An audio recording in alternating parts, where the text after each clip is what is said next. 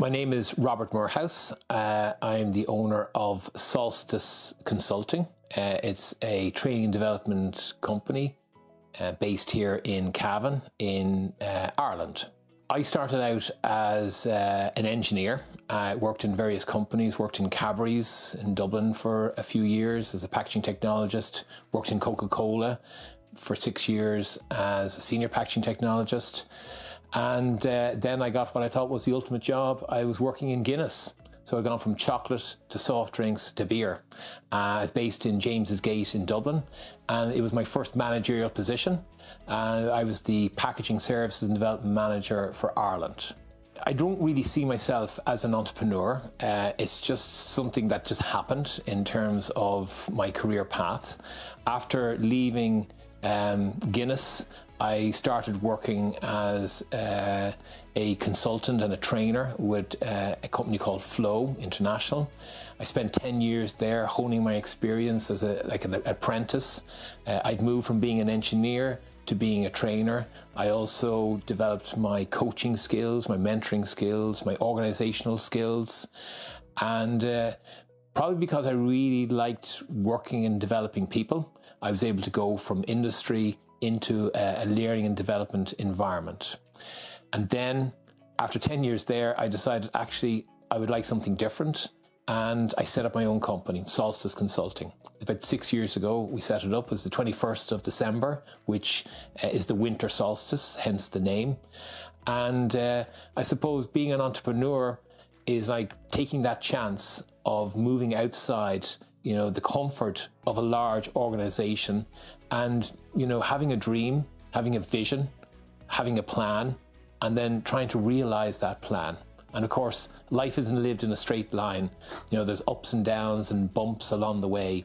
And the challenge is to, stick truly to your vision and your plan, but at the same time, be flexible and adaptable to what happens around you.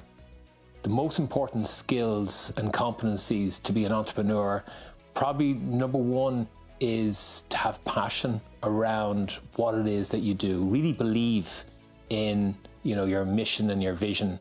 No matter how big or small your company is, you have to really understand why you're doing it and really believe in it. If you don't believe in it, well, then other people aren't going to believe in it. The second thing, as well as having the technical skills, which is sort of like a given, is about people. You need to be able to build credible relationships because you can't do this on your own.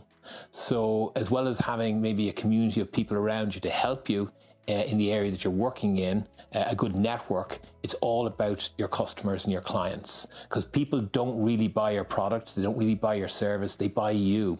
So by being able to have those credible relationships and maintain those relationships, well, that's how you can build and grow your business organically. What it takes to be successful as an entrepreneur is you have to be a bit of a risk taker. No one ever jumped across a chasm in 3 or 4 easy steps. You have to take that leap of faith. And I remember back to when I was thinking about leaving the organization, the comfort of the organization.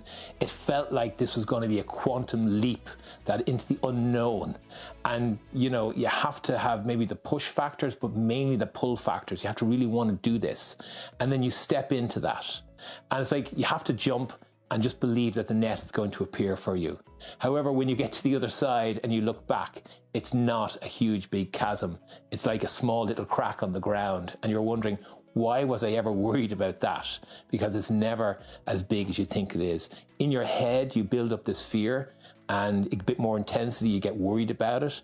But actually, when you start doing it and start to realize, you realize this was great. Should have done it years ago. The big advantage of being an entrepreneur and running your own business, number one is you don't have a boss. I've had lots of bosses along the way, mainly 2 types, good ones and great ones.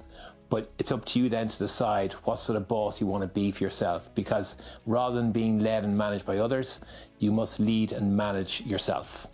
The second thing is that, every decision you make, you have to be able to be sure that you own that decision, take responsibility for that and the consequences that happen. And also, for me, what I like doing is working with the right sort of people. So being an entrepreneur, I have the luxury, I suppose, at this stage of 6 years in business, of being able to pick and choose who I want to work with. In the first year, it's not like that. You work with whoever you can because you're thinking scarcity. There mightn't be enough money next year, so you work with everybody. But once you get established, you then have that choice of who you're going to work with. And I like to work with like-minded people. I'm interested in personal growth and development. So now I pick people who are really genuinely interested in developing themselves and developing their people and the people around them. When I look back on my career, the decision to be an entrepreneur was probably the best thing I ever did. However, if I hadn't done all the other stuff, I wouldn't have been able to be an entrepreneur, because I learned an awful lot along the way. By being a manager, I learned how to get things wrong and fail.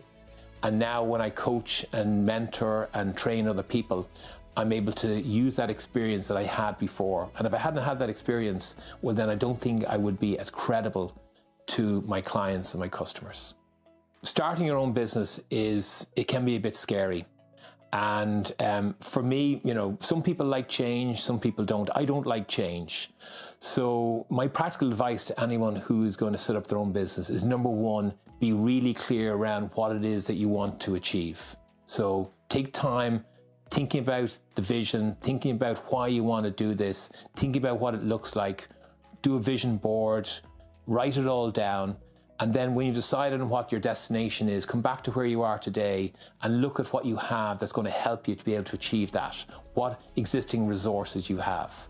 If you start with the here and what resources you have, you'll always find excuses not to go out and do it. So start with that vision, get locked onto that vision, be passionate about it, and then use what you have to create a plan to get there.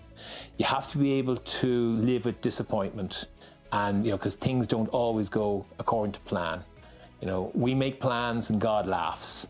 So be a bit more resilient than you normally are, and just a bit of determination will get you through.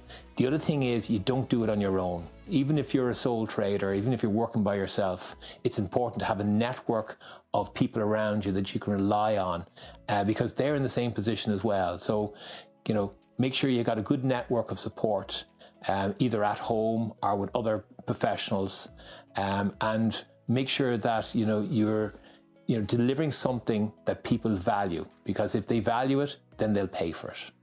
In terms of age, I don't think age is a barrier to be an entrepreneur. I'm 58 now. I've been doing this business now for just over 6 years. So I was 52, if I can still subtract, when I started.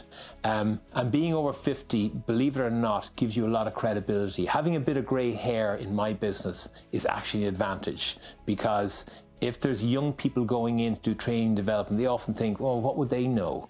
Do they have the life experience? Whereas actually, as time goes on, I become more and more valuable to people because of the life experience that I can bring. And I'm still learning all the time. Every day is a school day. You have to continually develop and learn and be clear around what it is that your customers and your clients need.